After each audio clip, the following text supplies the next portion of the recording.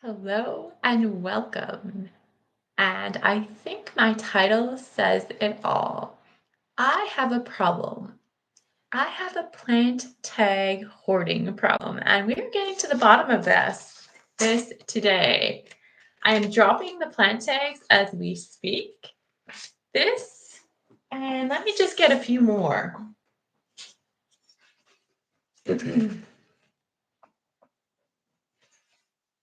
This, did I get them all? No, I didn't. This is a good part of the history of my garden, 10 years. Although I must say I didn't start hoarding tags right away, so it's not a full 10 years of tags, but there's a lot of tags here. And although this video may be boring to some people, and I have no idea how many people are actually going to watch this video, but I thought we would get to the bottom of my plant problem right here, or at least try to get to the bottom of my plant problem. We're going to dive right into the history of my gardening. We're going to talk about the plant failures, successes, what is still there, what is gone. This might be a short live stream, or this might be a 5 or 6 hour live stream. I'm using a webcam for this live stream, and I'm trying to locate the camera. It must be like straight here so that I'm looking at the camera. I'm not looking out into outer space. So we're going to talk about this right here. We're going to tackle this one by one, piece by piece, and dive into my hoarding problem with plant tags. Starting right here. Whoa, let's put this pile down. Oh, probably not on the laptop guard. My laptop has been getting hot. That's kind of disturbing, actually. We're going to talk about this plant. This is an African corn lily, and I planted these in my cottage garden. These were from the local Dollarama, and they did grow. I believe there's still some in my little cottage garden, and they have started coming back. So that is good. And I haven't decided if I'm going to keep this label or not. I'm going to put I think 2 piles, maybe 3 piles. We're going to do a keep. We're going to do a get rid of, and a maybe pile. 3 piles. I probably have about 50 to 100 plant tags. So I'm trying to downsize. I'm trying to downsize my whole life, whether it's clothing or plant tags or other things. I have collected things over the years, and I'm getting rid of things. So this is going to go in the maybe pile. They did grow, and they're still in the garden. So not a failure on this one. Next, we have this. This is Helianthemum, which is also known as a rock rose. I've talked about these plants many times on my channel, and they do really well in my garden. They love infertile soil. This was a definite success. And for now, I'm going to put it in the keep pile in terms of what I'm keeping versus getting rid of for right now. Yeah, highly recommend these little perennial ground covers. Are really good for infertile, full sun locations. And we have another Helianthemum. This is a more apricot colored orangey version of the ground cover rock rose. Another awesome choice for the garden. Definitely a planting success right here. We're going to keep this tag. Next, we have the combination fruit trees. This is an apple combo. Definitely keeping this tag. And it was a success. Last year was a windfall for the apples. And now we have a Cistus hybrid sunset. This is my rock rose bush, different than the ground cover. Only showed it a couple times on my channel. It only blooms for a short time in the summer. For now, I'm going to keep this tag. Don't worry, there will be some we're getting rid of, even though we haven't gotten rid of any yet. Next, we have another rock rose shrub, Bellissimia, I think. Another success in the garden, this did not die. It is still going strong, and we will look at it later in the season. We will keep this tag. Next, we have the cherry parfait, this rose. Now, I'm going to tell you a little history about why I planted a few of these roses, actually.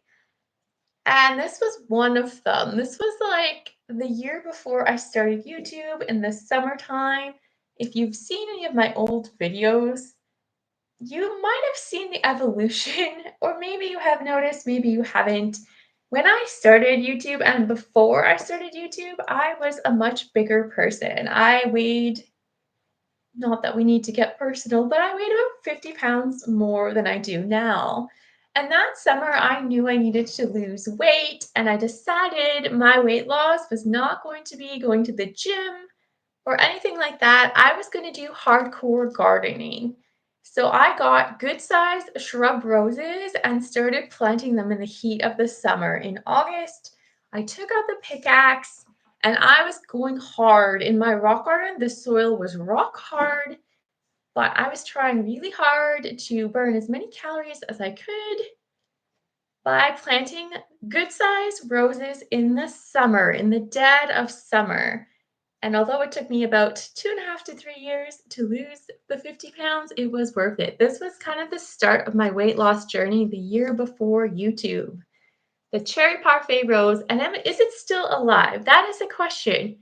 I don't know. I planted, you're going to see some more roses coming up, several of them that session or that year related to that project, and they're not doing fantastic. These were more what I would call designer roses, but for now, I will keep the tag. They may disappear later in the year. This is actually going to go in the maybe pile, I think. My plan is to keep most of my plant successes and to get rid of my disaster stories when I'm going through these tags. This one here, this is something I planted in my narrow side garden, a yarrow. I love yarrow. I spent a lot of time looking for yarrow, and it's actually doing pretty well. It loves rocky areas, hot areas, poor soil. This was a plant success, and we're going to keep the tag. Next, we have a Gara. Now, I loved my Gara. This was a red one. I had it for 5 or 6 years, and for some reason, last winter, it just died. Literally flat out died. There was no saving it in the spring. I think it was the cold temperatures actually that killed it. So this is actually going in the get rid of pile. We're finally adding to the pile to get rid of. We're getting rid of some of these tags. Next, we have, what is this? Panaceum purple. Now, I'm going to call this a plant disaster. This was good for one season, and it never came back. It's supposed to be a perennial here with snapdragon-like flowers, but it definitely did not survive. So this was a few years ago, might have been before YouTube actually. We're getting rid of this tag. We are definitely getting rid of a few things today.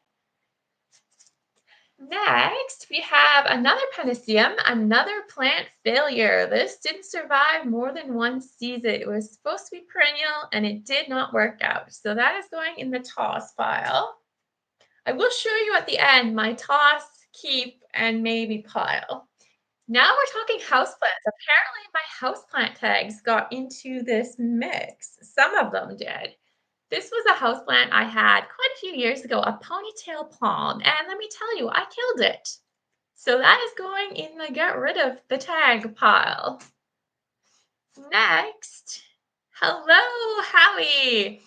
If you can see the title and thumbnail, I am getting rid of, I have more, but this is like approximately 10 years of plant tags. I've already gone through some of them, and I never saved all of them, but I'm talking about my plant successes and disasters here. And I'm trying to declutter. So all the plants that died, I'm going to get rid of the tags. And the ones that are still alive, some of them I'm going to keep, some of them I'm going to toss.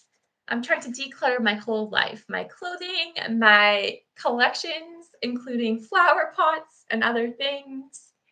So I just thought I would talk about all these plants before I actually get rid of this part of history. This is like decluttering my plant history, I guess.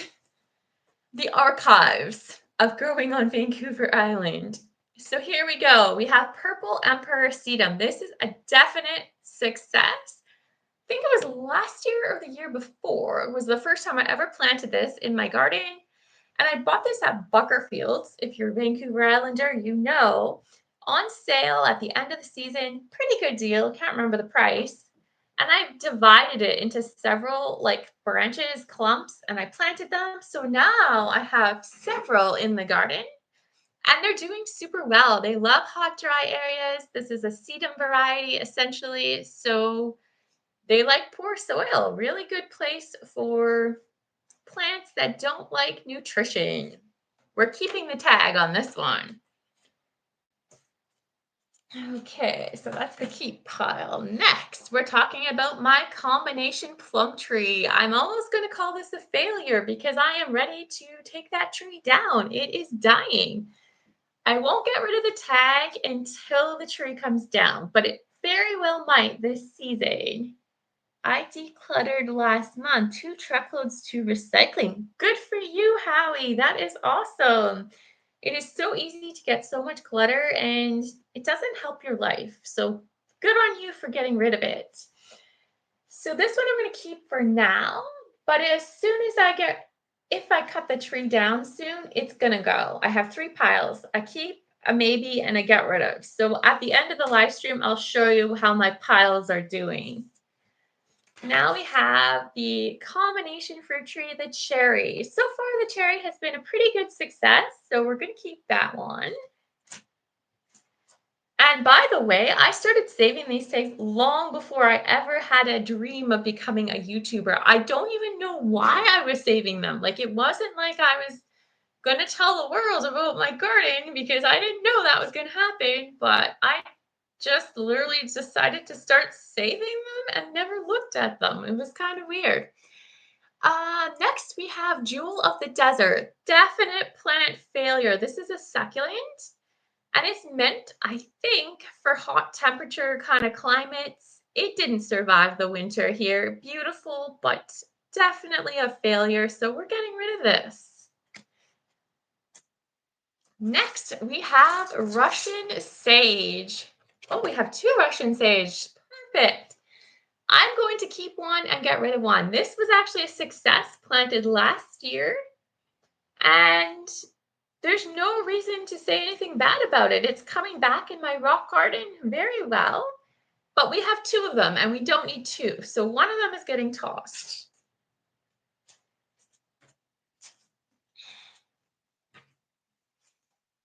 Next, we have my coconut ice peach tree. Definitely a success. We're going to keep this label for now. And that is going strong outside.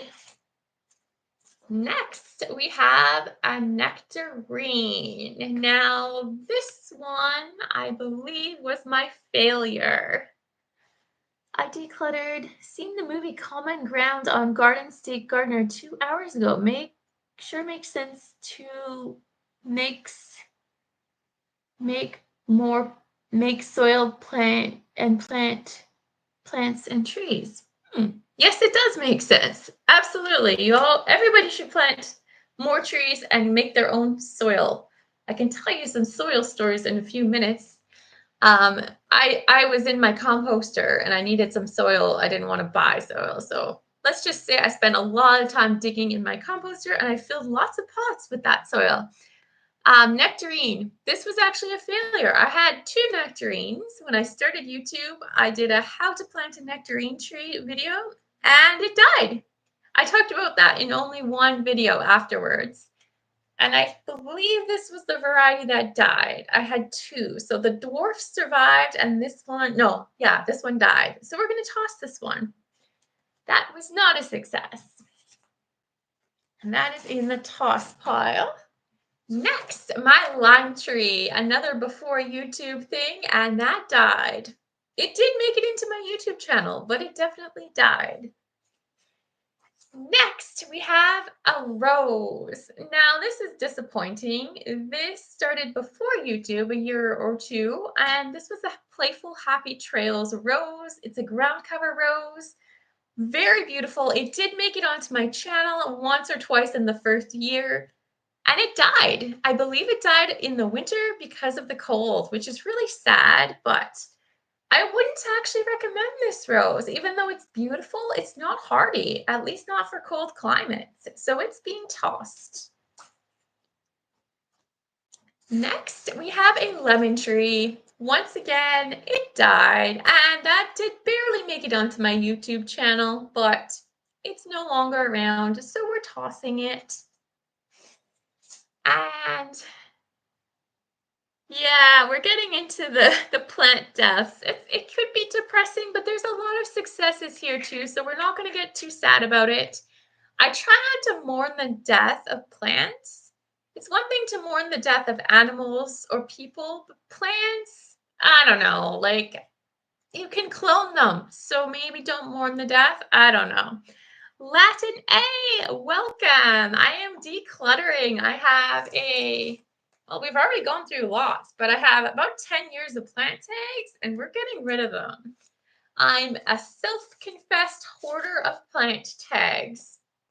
Now we have the oh so easy hot paprika rose. I had high hopes for this rose. This was proven winners when I started YouTube, and before I started YouTube, I used to be a garden answer fanatic. Laura inspired me to create a YouTube channel, and she promotes proven winners like nobody's business. Like she is the proven, she must have a brand deal like nobody's business. But anyways, I decided to try out one of these roses she promoted.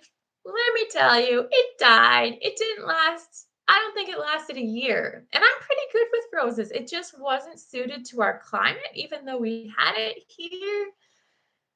Jordan, hello from Ohio. Welcome, Jordan. I'm talking about my plant problem today.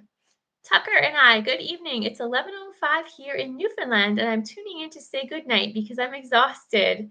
Oh, have a good sleep tonight. Bye-bye. Thank you for stopping in. I'm talking about my plant problem today and the history of plants in my garden. I am getting rid of a whole pile of 10 years worth of plant tags. And my computer really annoys me. Oh my gosh. I don't know if you guys can see it. Shoot. I don't like to curse, but this is so annoying. I'm assuming that you guys can go. Okay, computer. Well, I'm having a pop-up. Shoot. Oh my gosh. This is so annoying. No, it's trying to make me buy a McFay virus protection, and it's like screwed up my live stream. This is not cool. Oh my God. Literally screwing it up. I don't even know how to turn this off. I can't even tell if you guys can see what's happening. I'm assuming you can. I can't see you. My computer is completely like taken over by this antivirus protection right now. And I'm like control alt deleting and I'm pressing all the buttons and nothing is working. Come on, computer. Where are we? Go back to the live stream. Get rid of all these other things. Okay. Oh, shoot. No. Okay, there we go. Oh my God, that was terrifying. I assumed you guys could still see me. I was trying to talk through it, and I think the window is still open. I am not a computer person. This happens to me on my laptop. It started happening a couple months ago. And I want to say, like, every time I turn it on, it's going to happen like 4 times in like a couple hours. This pop-up comes up that says I need to renew this McFay antivirus. I tried to uninstall the stupid thing. I don't know. Anyways, let's get back to the live stream because computers are annoying. That's all I can say about that. next, we have a snow in summer ground cover. Definitely keeping this big success in the garden. I actually have two of these in my garden, and I have more than two because I've divided them. And they're doing super well. Definitely good for infertile soil, dry locations, rock gardens, an area you want it to spread out. It is a really good plant. So we're going to keep this tag. And next, we're talking about seeds. I actually planted these this year. So for now, I'm going to keep these. This is kind of an exotic cucumber, a cucumber like melon from Baker Creek from the Greek island of Chios. We're going to keep this. Hasn't sprouted, but hopefully it does. Now this one, definitely a keeper. These are my alpine strawberries that I talk about all the time on YouTube. I grew these from West Coast Seeds. Don't ever recommend the company, but the plant did work out. Next, we have alyssum. This is my golden alyssum. Hardy perennial, definitely good for rock gardens, and this was a success. So we're going to keep the tag. And next, we're talking garlic. This was, I believe, some of the garlic I planted last fall. Nakuta Rose. Latin A, yeah. And we also have German Red and Dagunsky. And I actually think I'm going to toss these, even though they're in my garden right now. I don't need to keep the packages. I can just call them garlic. I don't need to specify. I didn't label them in the garden, so it's not doing me any good to keep these packages. So those are going in the toss pile. Toss it. And next, we are talking about Curies japonicas and Unimis. So these are in my driveway garden. I did a driveway garden makeover, not this year, last year, January, and they're doing okay. But I think I'm going to toss them because I don't need these. I do know enough information about the plants that I don't need the tags. And we have another one to toss. This is good. And another Unimis to toss. Awesome. But they all were successes. They didn't die. I have many types of garlic, and yes, garlic is garlic. Exactly. Like you're going to get different flavor garlics, but you don't necessarily need to know the name of the garlic. Garlic is garlic for sure. Rhododendron, again, it's doing well, but I don't think I need to keep the tag. I know what a rhododendron is, so we're going to toss that one. Some of the varieties, like I know what a rose is, but sometimes I like to know more specifics about them, so I will keep those ones, but most of this stuff can go. Daylily, autumn red. Now this is kind of I could keep it, I could toss it. I think I'm going to toss it actually. These are under my cherry tree. Sometimes they bloom better than others, but I don't think I need the tag. It's not really doing me any good to keep this tag. I don't put it in videos, so I don't see why I'm going to keep it. We're going to toss that one. And now we're back to talking about my house plants. This is my burgundy rubber tree. This was an absolute success. My rubber tree, I've had it for, I'm going to say like 6 years, and it's close to 5 feet tall now. It is absolutely on fire with grow. Only need to know if you want to differentiate for storing like specialty varieties of garlic. They are more rare to find and expensive. True. Yeah, that is true. Barb Deli. Hi, Barb. I'm talking about my plant problems today. And we've already gone through a lot of my plant tags, but I had about 10 years worth of tags. And I'm decluttering. I'm not getting rid of everything, but I'm getting rid of a lot of stuff in a lot of different areas of my house, just getting rid of and cleaning up things. It feels good to get rid of things you don't need. So that's what we're doing today. It's raining outside, so I decided not to film outside. So rubber plant, I'm going to toss this. My rubber plant is doing really well, but I know what it is. I don't need the tag anymore. So we're going to toss this one.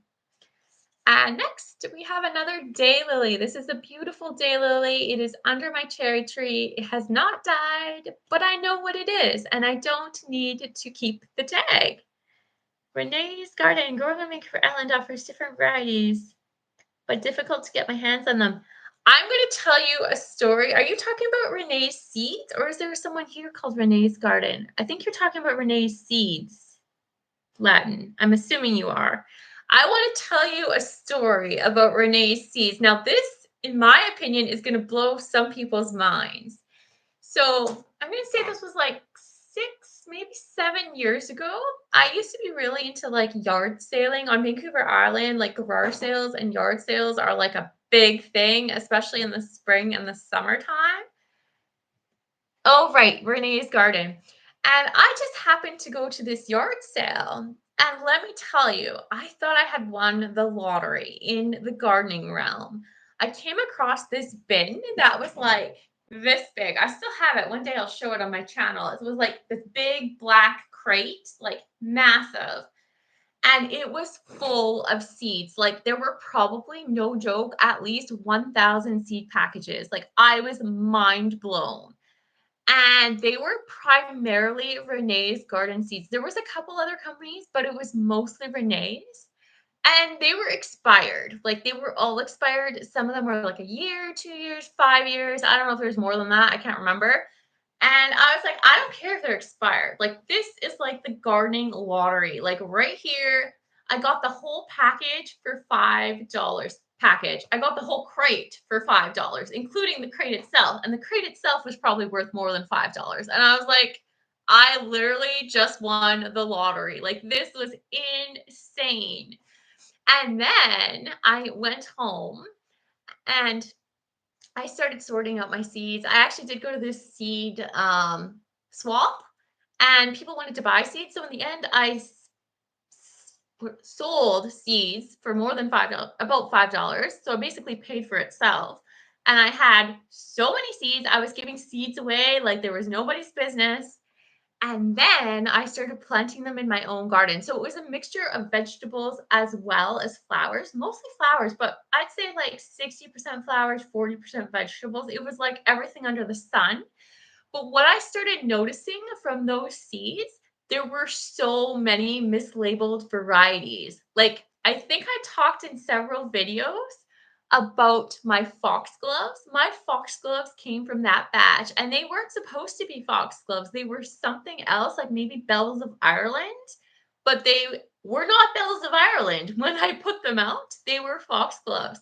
And that was just one example of several things that ended up like really mislabeled. And I was kind of shocked by that. I was like, how does this happen? Is this like a disgruntled seed employee who doesn't want to do their job properly and is purposely mixing up varieties of seeds because they're fed up with their job? Is that what's happening here? I don't know.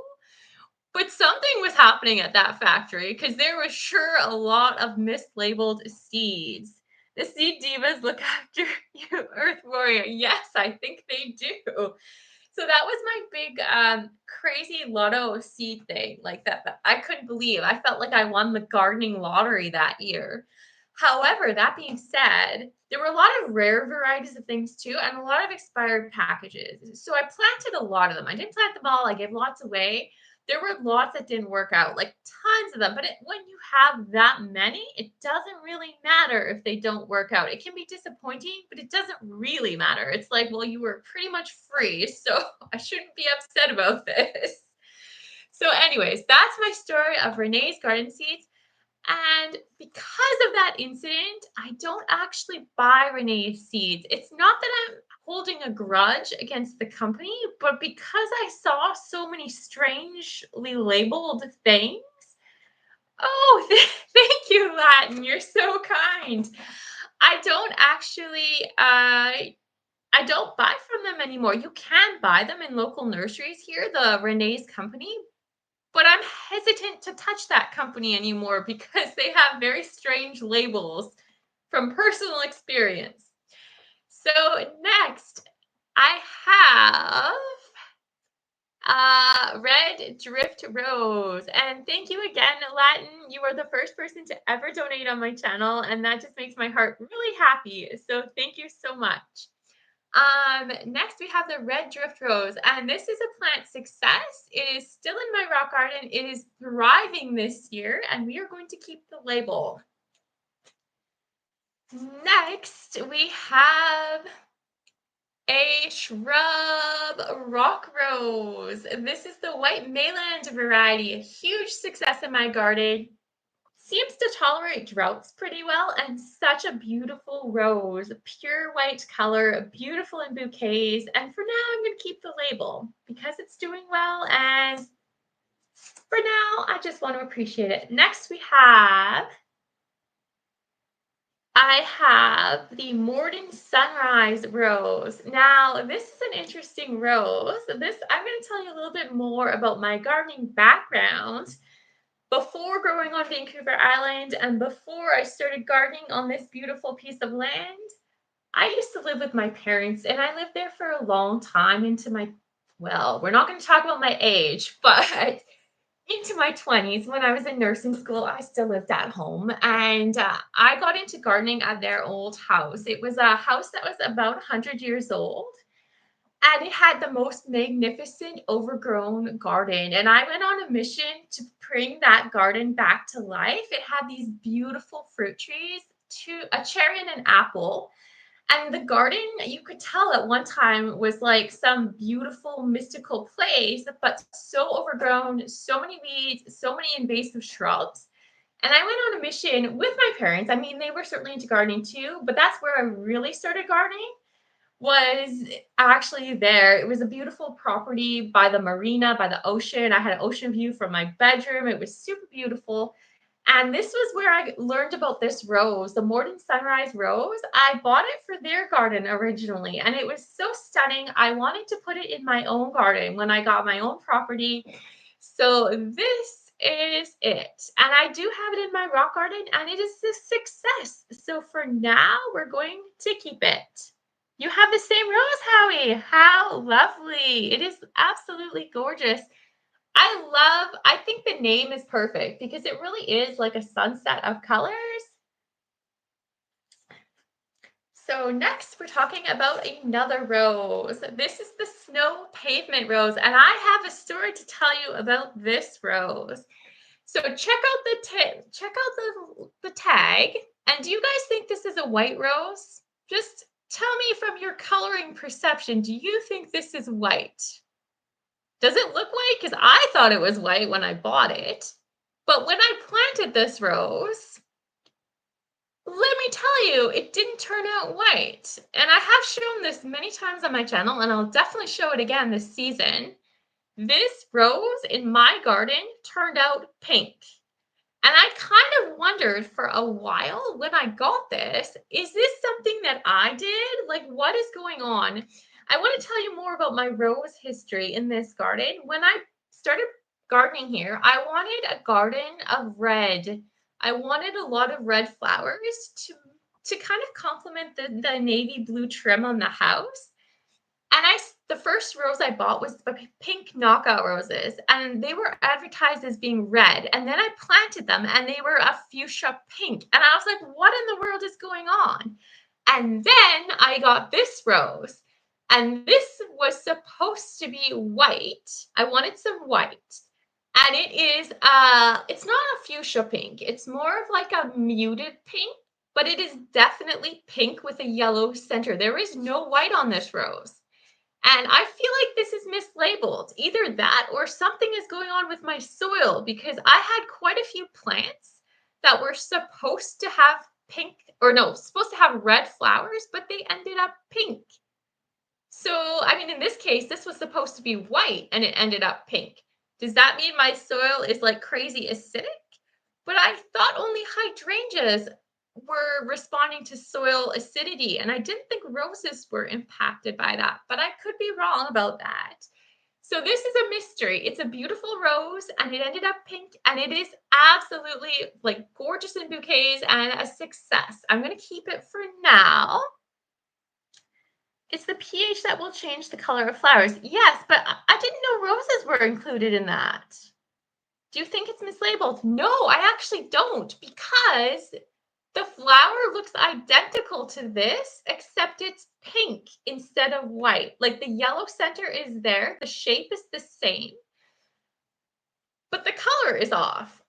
That's what makes me question if it's my soil, because also my pink knockout rose was supposed to be red and it ended up like a fuchsia pink. So I don't know if that was mislabeling or if that was like my soil is so acidic it's changing the color of the flowers. I don't really know. Something is up with that. Growing on Vancouver Island, did that rose do well?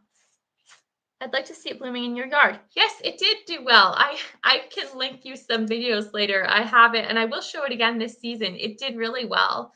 My snow pavement rose.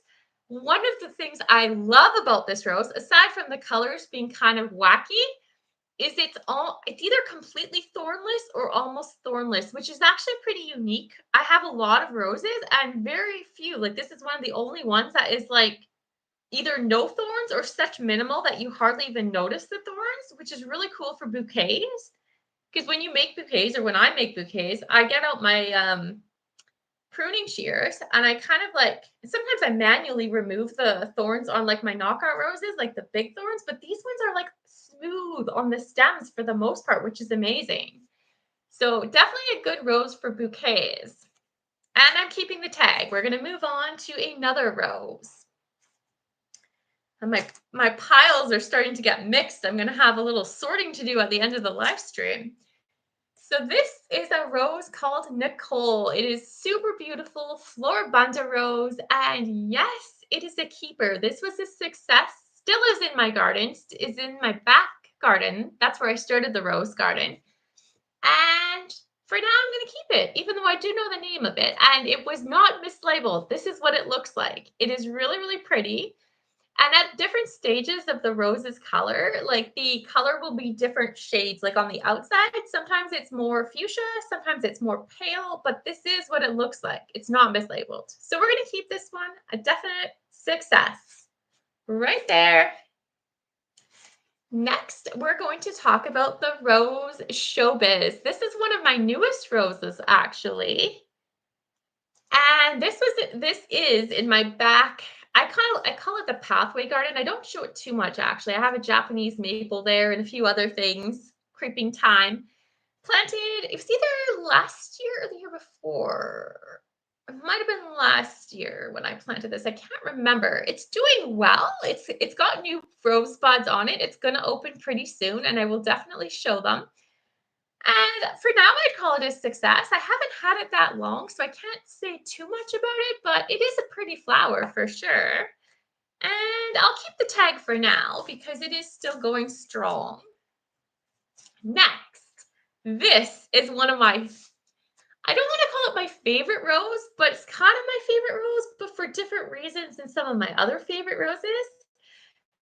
And I am not American. For anyone who's new here, I am 100% Canadian, but this rose makes me want to be American. Like, oh my gosh, look at this. All American magic.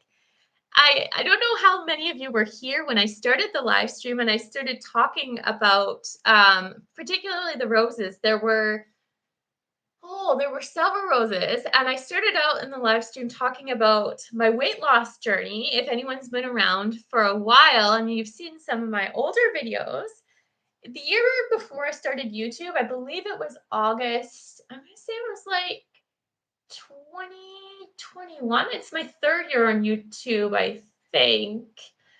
I knew I needed to lose weight, and to be honest, I was about 48 to 50 pounds heavier than I am now. I was told by my nurse practitioner I really did need to lose weight, and I knew. And losing weight is hard. I have struggled with weight on and off. Sometimes I've been really thin, sometimes I've been a lot bigger, but I was at my biggest in my whole life, and I knew I needed to lose weight, and I didn't want to go to the gym. And yes, this is related to gardening, so just hold your horses. I'm sort of retelling part of the story. And I decided the way I was going to lose weight was actually by hardcore gardening. It was August. It was so hot out. And I took out the pickaxe. I went to the garden center and I bought a bunch of designer roses. And instead of going to the gym and trying to work out in that sense, I went to work with the pickaxe. I took out the pickaxe and my clippers, and I had to cut holes in my landscaping fabric because all these roses went into my rock garden. And that was how I started my big weight loss journey. It was really hardcore, hard work gardening. In the heat of summer, my rock garden soil was like hard as a rock, like literally hard as a rock.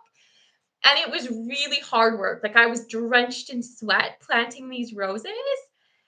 And I think it was worth it. Like it took me about 2.5 to 3 years to lose like 48 to 50 pounds, but I'm pretty happy with my body now.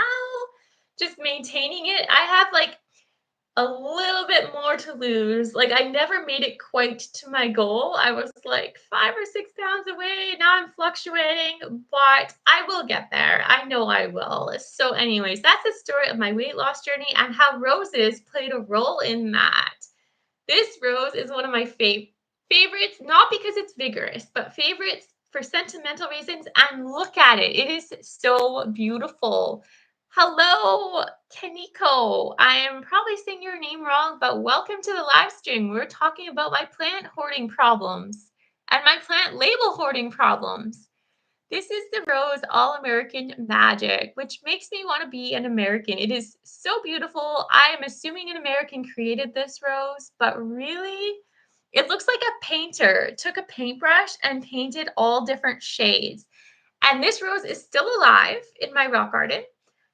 It's not vigorous, so it only produces a few blooms per season, but it is worth it. It is just so beautiful, and it's almost like it changes colors as the flower is there. When it's fresh, it's like these early shades, and then it kind of like transitions from like yellow to pink. Such a cool rose. I love this rose so much, even though it's not vigorous. I still call it one of my favorites because for so many reasons, it is just so lovely and I'm going to keep the tag for now. And that was a lot of rambling. Oh my gosh. But I had to tell you about this rose because there's so much meaning behind it. Anyways, let's continue. We have more roses to talk about. And if you're new to my channel, you might not know this. I know I've talked about it in a few videos, but you might have figured it out by now. Roses are actually my favorite flowers. I love roses more than any other flower on the planet.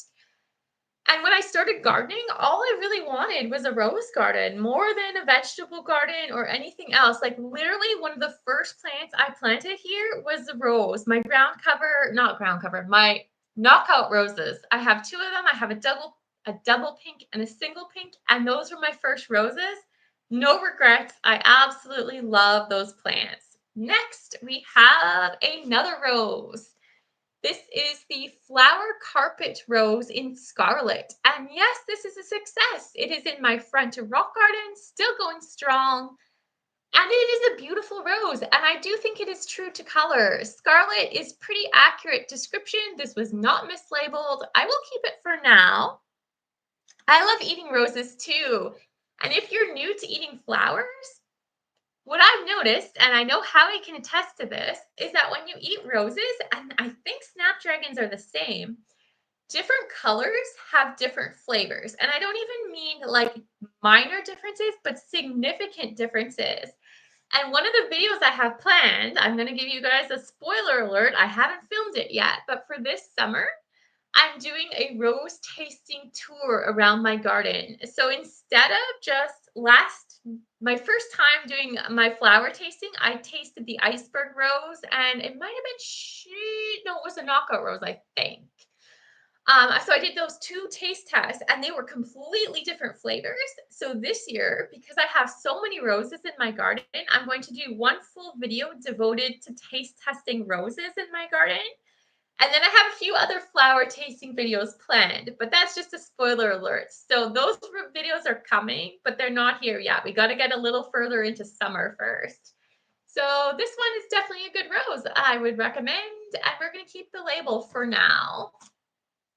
Next, oh my gosh, this is like Rose City here. We've got another rose. This is one I really like. This is a smoking hot rose. Now, I think it only bloomed last season. I had planted it the year before, Growing on Vancouver Island, I've always wanted to collect rose hips to make tea. Have I tried it? Yes and no. I haven't tried making my own, but I've tried rosehip tea and it is good, especially with a little dab of honey. And I don't usually put honey in my teas, but rosehip is one that I feel like could use just a dabble of honey in your tea. I should try to make rosehip tea. I really should, but I haven't yet. But maybe I'll put that on my summer list for things I need to do this summer. We'll see. So this rose McCartney rose tastes the best. It tastes like a bowl of fruit. I don't think I have a McCartney rose, but I also don't think I have space for another rose. Maybe. I'm not sure. I always say that, like, they say a gardener can never run out of space for plants. I think that's partially true, but there's some truth to running out of space too. So I might be able to fit another rose somewhere. Maybe. We'll see. We'll see how the season progresses. This is my I can't talk now. I need another drink. My smoking hot rose. And I do love this. It is beautiful. But honestly, what attracted me to this rose more than anything was the name. I just thought it was such a seductive name for a rose. I thought that was just very sensual. And that was part of the reason I bought it. I actually couldn't see the flowers when I bought it, but I like the name, and so it was good marketing, but it is a beautiful rose. For now, it's alive and it seems to be doing okay, so we're going to keep it. Gardening on Vancouver, do you have any type of heirloom varieties? Honestly, I'm not sure. Whatever I showed you is what I have so far. I don't know if I kept all the labels. I've kept a lot of them. I don't know if this is an heirloom or not. I'm not even really sure how to tell, honestly. I'm not one of those, like, some people are really into like plants and like they know heirlooms and not heirlooms, and like I love plants and I know some plant names, but I'm not super familiar with how to identify an heirloom versus not an heirloom. So probably not, but maybe I do. I don't really know. I planted a climbing charcoal rose last year and it's growing fast. The petals look like midnight blue. Oh my God, that sounds amazing, Howie. I want to see a picture. No, put it in a video. Put it in a video so I can see the blooms. I am looking forward to that. Next, we have loganberries. I planted these. I'm trying to remember if that was last year or the year before. And yes, it was on YouTube. And I did get a harvest. I never showed it in a video, but I did have these and they were delicious. So a loganberry, if you're unfamiliar with these, I want to say they're like a cross between a blackberry and a raspberry, and they pretty much look like the picture says. Do I like hollyhocks? I adore hollyhocks, and last year was the first year they grew in my rock garden. I planted from seed the previous year, no flowers and no plants, and then last year they sprouted up. They were gorgeous. They look like tropical flowers. I have them planted around my roses in the rock garden. And then this season they came back again. They're not blooming yet, but the plants are there, and I'm so excited to see what the flowers will look like. And I'm very curious if when you plant hollyhocks, if it's similar to snapdragons. I don't know how many people are familiar with this, but what I've experienced with snapdragons, what I've grown, is that when you plant them and then they come back from seed, or you plant seeds and then they grow, bloom, and seed again, the color often comes back different, which I find super fascinating. I don't know how many flowers are like that, but I'm hoping hollyhocks are the same.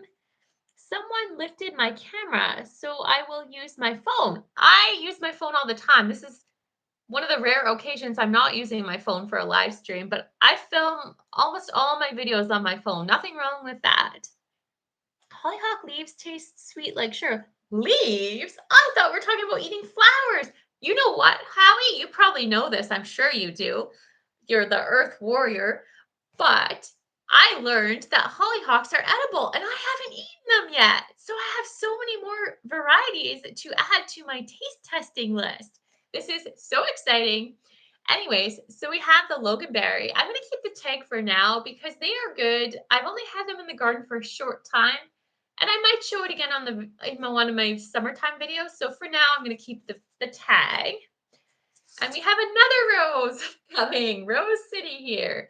This is the Red Cascade ground cover. Another good rose. Nothing wrong with this rose. It's not like my favorite rose, but there's absolutely nothing wrong with it. It's doing well in my rock garden, so we're going to keep this one. And next we have the California Lilac. And I'm going to admit that this was not mine. Well, maybe it might be mine. It's kind of a weird story, this tag. So I do have a California lilac. If you've seen my rock garden, I haven't talked about it tons, but I have shown it a few times on my channel. It's about to bloom, and I'm about to give it another showcasing on my channel. Well, I shouldn't say it's about to bloom. It is blooming. It's not a full bloom, but it's like a half bloom so far. And this tag, I don't know if this is mine. So this I found on the property many years ago, and this might have been the original tag. So the California lilac was here when I moved here. And that was like 10 years ago. So this might be a 10-year-old tag. I didn't plant it though. So the garden, the history I got from my neighbor is that this house is 17 years old, and the garden is probably 16 to 17 years old as well. But there weren't that many plants here. The California lilac was one of the few that was here. So it is an old shrub, and this might be the original tag from it. It is an awesome shrub. It is super drought tolerant. It is good in the wintertime. The bees love the flowers, and it has blue flowers. Just a thought. Who else has stories about plant tags? I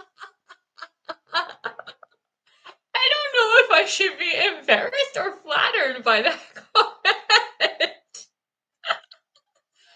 That is so unique, your comment. I like it, but I never thought of it from that perspective. Oh gosh, I don't know if I'm embarrassed or I don't even know what to think about that. But thank you, I think, but I'm not really sure. I'm gonna toss this. I don't need it. I know what this is, and it is old. And I dug this out of the ground, I think. It's not something I bought, so I don't need to keep this. This can go. It was a compliment. Well, thank you very much. I appreciate it. Sometimes I wonder if my uniqueness is a good thing or not a good thing. It really depends on your perspective, I feel like. Next, we're talking about another rose. This is In Your Eyes Rose. This is another one that I planted during my early days of my weight loss journey. Around the same time, I planted the beautiful All-American rose that I love so much. And it is just like similar to the All-American rose with the color changing. It's not a painter's rose, like you don't see specks of color. This is literally what it looks like. But what this rose does is you see here, there's pink and there's yellow, and that is 100% accurate. I'm trying to remember when the rose starts blooming, I think it's pink and then it fades to yellow, but not in the way that a rose or a flower would fade typically. So it's like a normal flower would like start out vibrant fuchsia and then fade to like a pale color. That's not what this rose does. So it will start out whatever, I can't remember if it's pink or yellow. I think it starts pink and goes yellow, but it's not a muted yellow. It's like a vibrant yellow, which makes it really, really special. I think it's kind of similar to the painter's rose in that regard. And I really like it. It's not a vigorous rose, and I don't think it's super drought tolerant, but it does okay in my rock garden. For now, I'm going to keep the tag. Ooh, Barb says, Latin Day in California, I make a snapdragon garden every year, and I even make videos about them. Yes! I'm going to introduce you guys to each other if you haven't met in the comment section. Latin name, meet Barb Daly Rural Life. She lives in the mountains of Northern California. She makes YouTube videos, garden tours, and fairy gardens. And she has the most epic landscapes. I've ever seen. They are absolutely gorgeous. There's wildflowers, and she has some farm animals, and just absolutely beautiful videos. And they're nice and short, which I appreciate. Not that I don't like long videos, because I make long videos too, but I love the shortness of your videos, Barb. They make them really fun and quick to watch and entertaining. I have a very short attention span. I've talked about that a few times on my channel. Sometimes even if I love a video, I can't watch it all at once. I just literally like I cannot sit. I'm actually surprised I can do a live stream at all, but my attention span isn't long, which is the same reason I can't really read books anymore. I just can't. Like I try and I've started like 4 books and I don't get even halfway through the books because I don't have the attention span to finish. Anyways, that's a totally different topic. Let's get back to the roses. Another rose here. We have the red drift rose.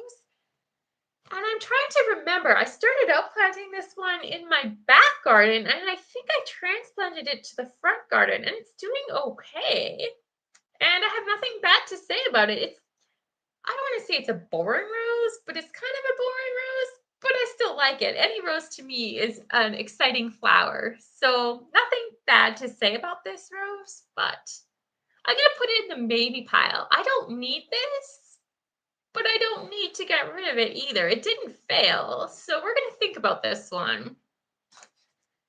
And next we have dianthus. And this is a carnation. If you're unfamiliar with what a dianthus flower is, it is definitely a carnation. I'm trying to remember. I think I have this in 2 places. I think I have one in my backyard slope garden, which is pretty new, but I thought I planted it from seed. So this is confusing me. And then I thought I also had a ground cover, unless this is, no, I don't think it is. A low growing hardy perennial with fragrant flowers. I have a ground cover dianthus, which is so different than this. I don't know where this came from. I don't think it died. But I can't put my finger on where it's from. So maybe I should get rid of it because if I can't identify it, why should I keep it? I don't know where it came from. I'm sure I planted it and I don't really think it died though.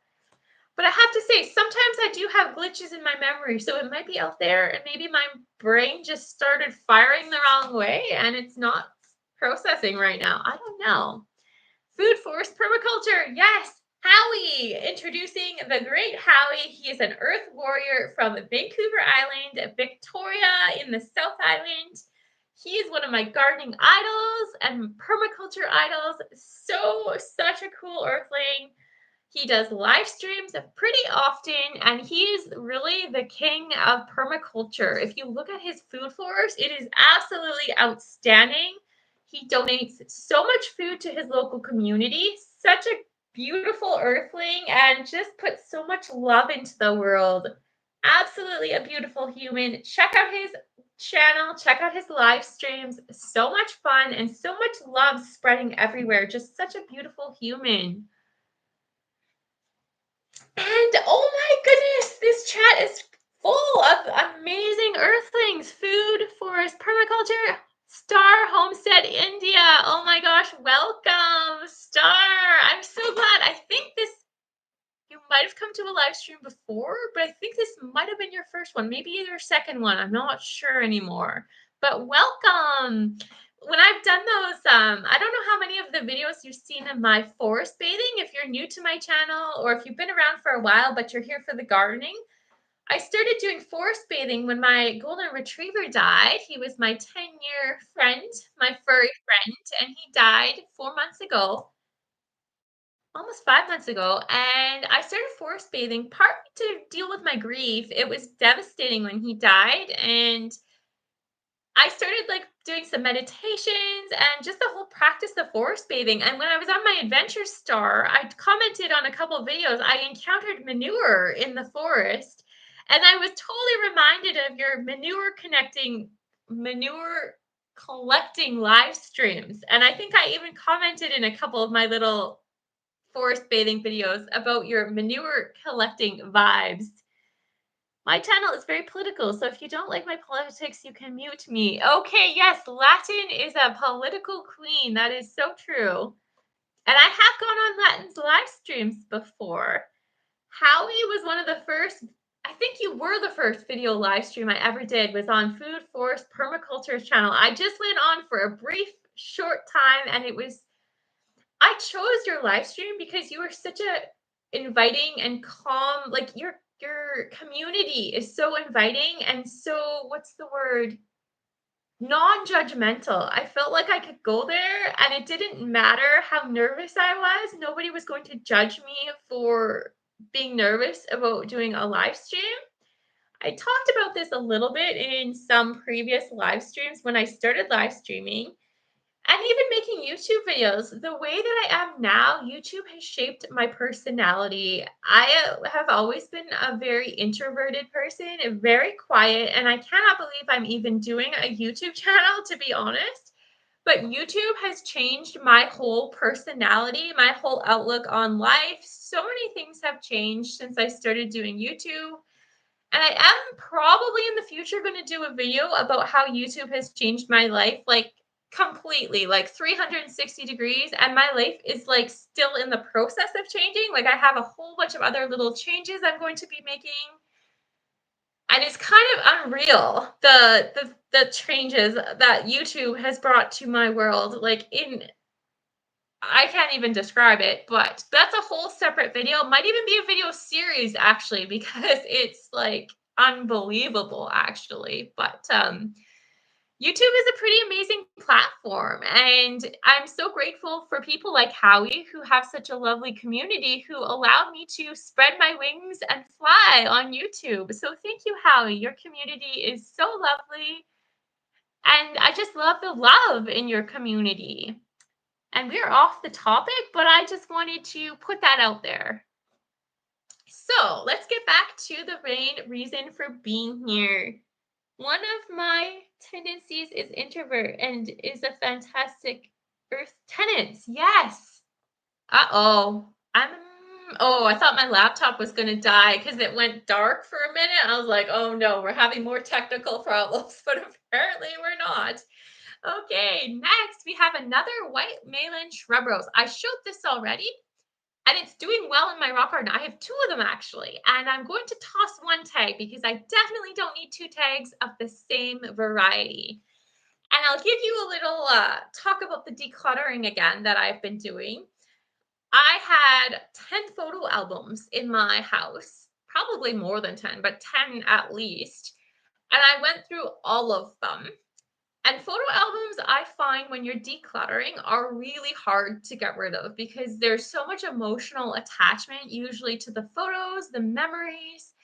And I'm going to get, well, I feel proud of myself. I got rid of 5, and those were like those really fat photo albums. Like I literally physically, and that was thousands of photos I got rid of. So I'm so happy about that. I need to get rid of more, but 5 was a really good start. So sometimes you have to bite off little pieces when you're decluttering and not do it all at once because that can be overwhelming. But if you do it little by little, you can do a lot. So next, we're going to talk about seeds. This is a poppy from Baker Creek. This was a couple years ago. Flemish antique. I planted these. They didn't grow. I didn't get any sprouts. I wish I did.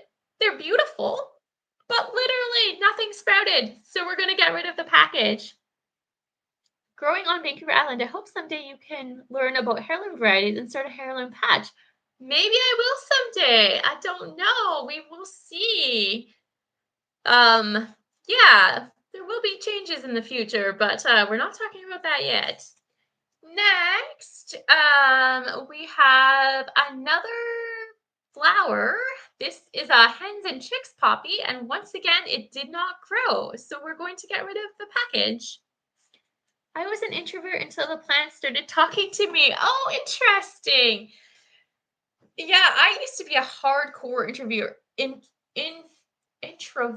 Like growing up in school, like both elementary school, high school, and even into university, I would say to most of university. I got a little bit better in university, but still pretty introverted. And even when I started working as a nurse, like Because I started in my early 20s working as a nurse, even then I was pretty introverted and it wasn't until I got Zipper actually was the first way I started to break out of being so quiet and talking to almost nobody, like really, realistically.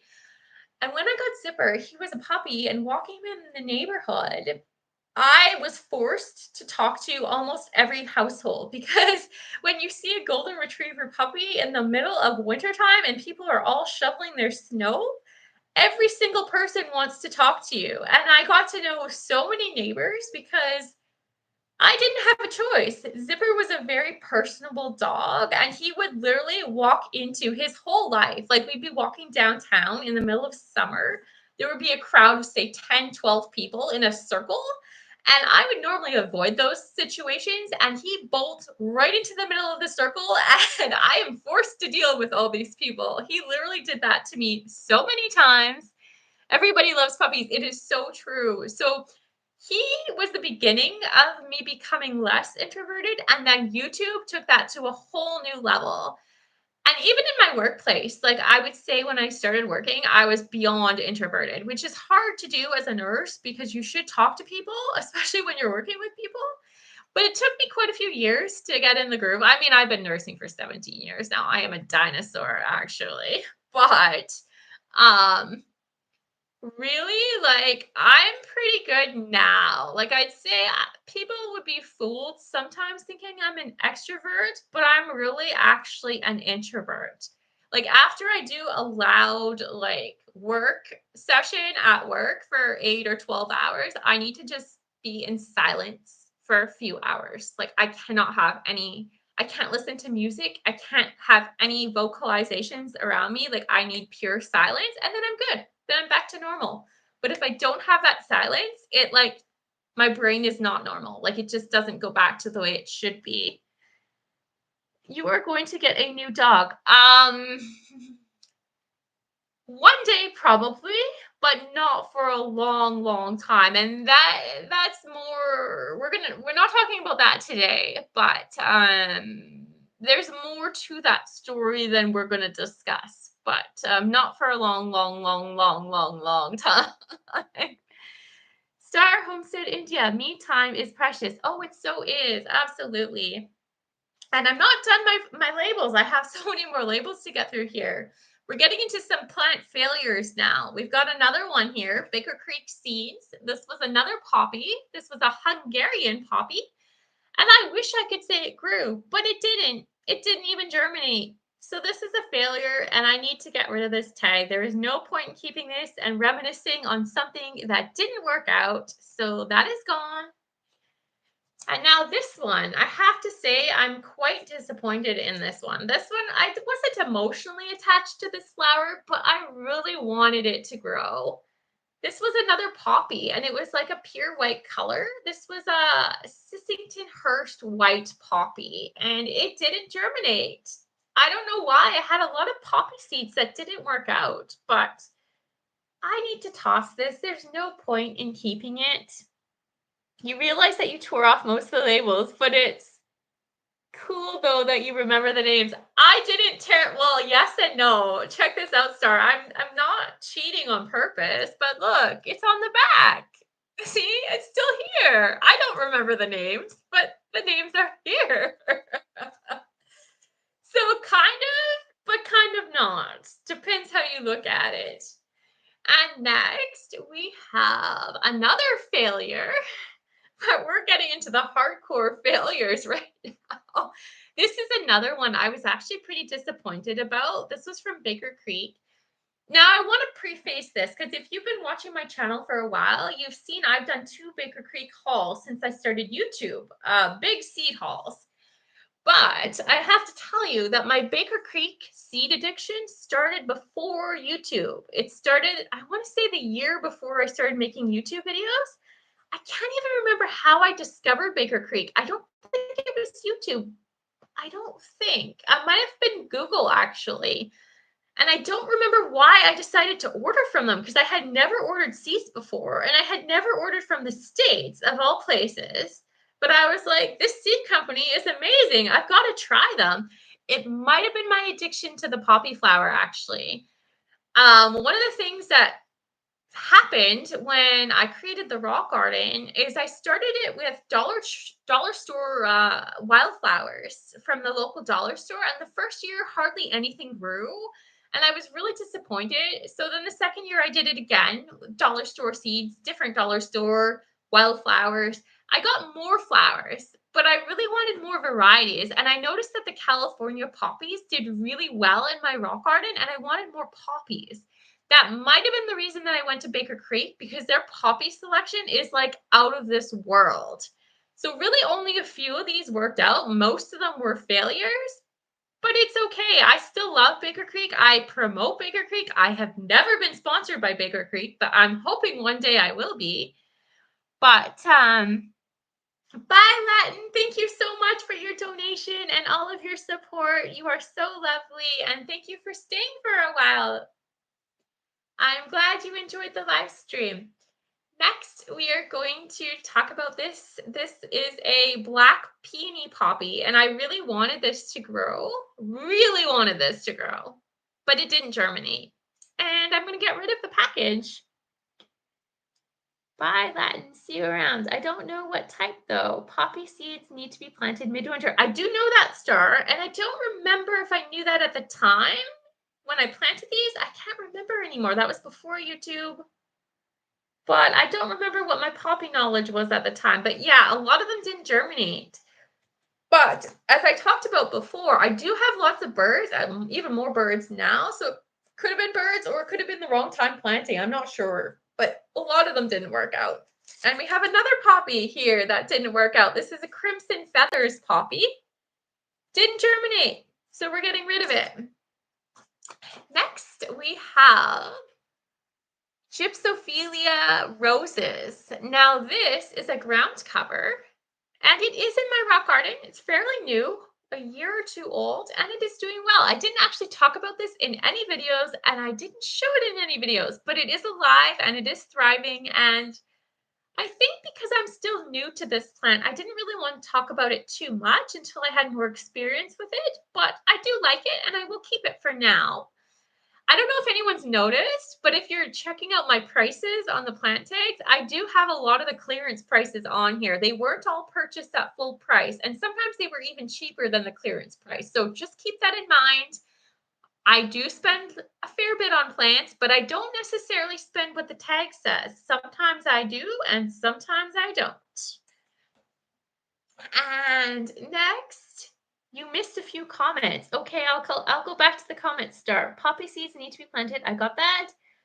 I don't know what type. Bye, Latin. We use poppy seeds as a spice in some Indian recipes. Oh, that's interesting, Star. I want to tell you something about one of my favorite desserts, actually.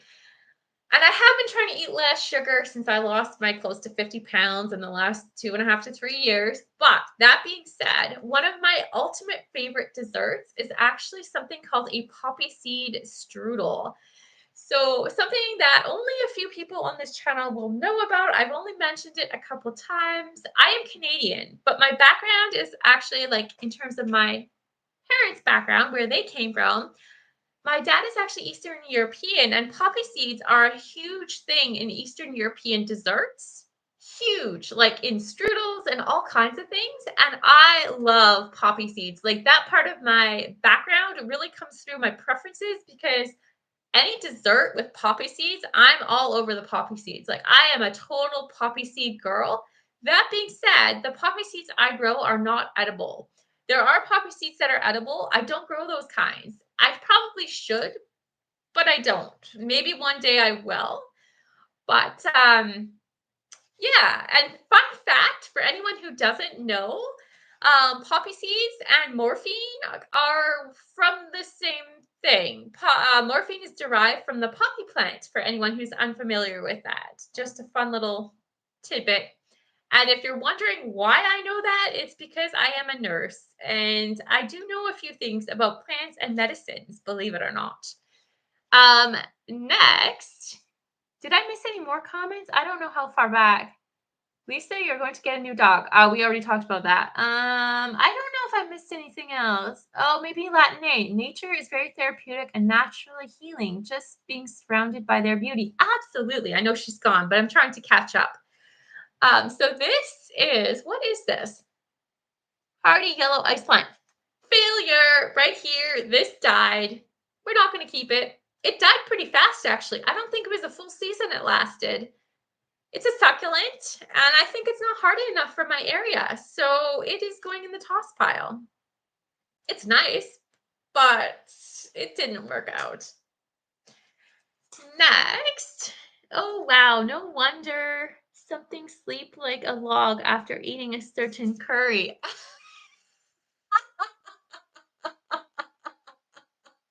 Yes, that is so true. Yeah, so there you go. Morphine and poppies are related. Fun fact. And it's actually interesting. A lot of modern medicine does come from plants. And I do think as medicine advances even further, they're going to find more medicines that come from plants. Plants are so powerful and they contain so many things that could be medicinal. And I also think, now I'm not really getting into the world of, what's the word, psychedelics. That's not where I'm going with this comment. But I think in the world of mushrooms and fungus, I think there's a lot more useful medicines that have yet to be discovered. Like, I think that is a whole new realm of medicine that we haven't hardly dabbled in as a society or as a medical community. I think in the future, like 20, 30 years down the road, they're going to find a lot more medicines in mushrooms that they haven't really found yet. Oh, 100 years ago, you had to be a botanist to be a doctor. So true. And Howie, speaking of botanists, I think I might have told you this before, but I have read all of the Harry Potter series, and I think of you kind of as like Professor Sprout. I don't know if you're familiar with Harry Potter, but everything about your character reminds me of Professor Sprout from Harry Potter. And yes, Professor Sprout was a mushroom breeder in some of my videos. I don't know if you caught on to that, but anyway, hens and chicks. These have been huge successes in my garden, but I don't need to keep this. I don't care what variety they are, so this is going to be tossed. And next we have the Floribunda Iceberg Rose. Now this is a beautiful rose, and I did a taste testing of this rose in my last summer, first time ever trying roses. And I'm 99.99% sure this rose died over winter. It's not looking good. It looks pretty dead, and I'm probably just gonna cut the little bit out that's left. So I'm gonna not recommend this rose. No, it's beautiful and it tastes good, but it's not hardy in my opinion. Some people think it is, but I don't think it is. Not from my own experience. It's not the best rose actually. Yes, Sprout is cool. Yes, Sprout is very cool. Professor Sprout. Next, we have the fairy rose. All the fairy lovers out there, Barb, I don't know who else is around still that loves fairies. Of course, I had to get a fairy rose. And believe it or not, this was long before my fairy garden addiction started. This was back in the day. It actually started in my rock garden, this rose. And I really wanted it. I saw this actually on Google. I researched it and I was so intrigued by this rose. And I found it at a local garden center and I was so excited. I planted it and it actually looked different than what you see on the tag. It is more of a real pink versus this white. This is like pink and white, but the rose itself was a pink flower. And I'm saying was because I'm going to tell you what happened to this rose. So it was in my rock garden. It was one of the first roses in my rock garden. I planted 4 or 5 when I first created the rock garden. This was one. And it didn't thrive. Like it was alive and it produced flowers, but you could just tell it wasn't doing very well. So I decided to move it to the back garden, to the pathway garden. And it didn't do well there either. It just didn't thrive. It wasn't looking its best.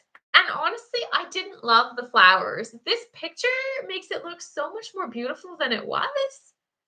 I just really didn't like this rose. I should have liked this rose. The name says I should have liked this rose, but I didn't. And although it wasn't totally dead, honestly, I took it out. I composted it. I didn't like it. I don't want to say I hated it. I don't hate roses, but I didn't love this rose. So I don't have it anymore, and I'm going to toss the label because I don't need to keep that anymore. I have to look for the fairy rose. You can look for it. Maybe you have a different perception of it, but I personally didn't love it. It's advertised all over. It looks like a beautiful rose, and when I had it, I just didn't like it very much. But maybe you would love it. I don't know. I guess it depends on your garden and your own taste in roses too. Next, we have Bella I can't even pronounce these names. Pontentella. This is a rock rose, and it's doing well in my garden. But honestly, do I need to keep the tag? Probably not. I know what it is. I don't think I need a reminder. So I'm going to toss this one. It is a great shrub for hot, dry locations, infertile soil, full sun. It's doing really well. And I have another one of these. We're definitely going to toss this. I started the live stream with one of these, and there's a second package. This is a African corn lily, and I got these at the local dollar store. And it actually is still alive. It's been in my cottage garden for a couple of years now. I do believe it's coming back, but I don't need to keep the label, especially 2 labels. That is way too much, and I think they're both going to be tossed. So yeah, we don't need to keep that. And this one here, this is another strawberry I planted. I planted this. This gives me a little bit of YouTube nostalgia, actually. I made a YouTube video about how to plant strawberries and I think how to fertilize strawberries in the same video. And I was so new to YouTube and how to use a camera that I didn't really know the difference between a forward-facing camera and a backward-facing camera. So when I filmed the video, and I was using an old phone, not what I have now, all of the images that I showed were reversed. Like it was as if you were looking in the mirror, so everything was backwards. And I got so many comments on that video about why was I showing everything in like reverse mirror. And I had to say, literally, because I was so inept with technology, I didn't know how to change it. I didn't know how to change the camera. I didn't know how to edit it to make it look normal. So it kind of brings me back to my early YouTube days. It's like a little piece of history, but I don't need it. I don't need to keep this. But it is a stark reminder of how far I've come with my editing skills and my camera skills. I'm not an expert, but I've learned so much about making videos on my YouTube journey. So we're going to toss this one. And then I promised you at the beginning of this live stream that I would show you all the things that I'm going to, oh boy, my piles are mixed up, that I'm going to toss. So let me see if I can do this. This is my keep pile. It's pretty small, so that's a good thing considering what we started with. And then I had 3 piles. When I started my decluttering in this live stream, I said I was going to do a keep pile, a maybe pile, and a toss pile. So the first pile I showed you, this is my, this is my keep pile as I'm throwing them around the room here. Keeping these ones. And then my maybe pile, I think I'm going to have to declutter that one, but I won't do it on live stream because we've already talked about all these. My maybe pile is actually pretty big. I think I mixed some of these up though, and they're supposed to be in the toss pile. So I did mix them up. I think I'm going to put, these were all my maybe pile, but I'm going to put them all in the toss pile because I really don't need to keep that. And the toss pile is here. This is I'm throwing them around again. This is the toss pile. So I'm going to combine that with the maybe pile, and this is what I'm getting rid of. This is what all of you lovely people helped me declutter today and helped me with my hoarding problems. I found this so therapeutic to get rid of. I'm going to be getting rid of all this. Recycling slash garbage, mostly recycling though.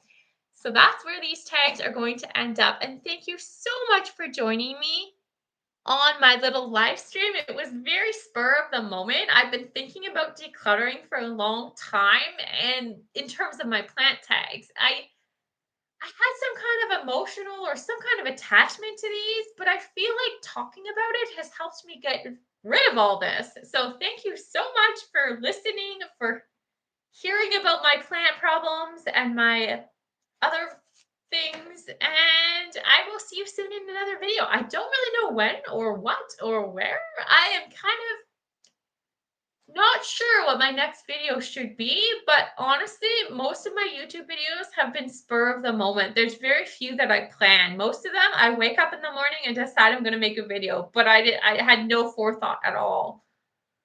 See you, Star. Bye-bye. Bye-bye, Barb. Bye-bye, Star. Bye-bye, Howie.